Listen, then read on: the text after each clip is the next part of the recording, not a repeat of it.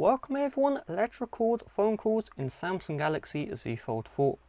So open up the Play Store, search up for record calls, find here Call Recorder Cube ACR, tap on the install and install the Call Recorder app.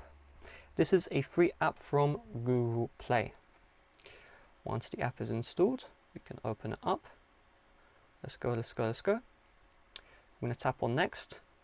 And we do need to grant a lot of permissions here for the recorder to work. So record audio allow, contacts allow, manage phone calls allow, tap on enable app connector, installed apps, Cube ACR connector, tap on this to turn it on, tap on allow, tap on OK got it, allow, geotagging you don't need to allow, and then tap on the X because we're going to use this for free. Now we're going to tap on phone and you just call someone up. Once you call someone up, I don't think I can actually call anyone, but when you call them, the recording will start by default. It will not announce to the recipient that you are calling. And once the phone call ends, you go here, you will see all of your phone recordings.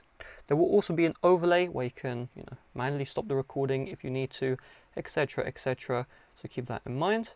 And with that being said, thanks for watching. See you guys later. Bye bye.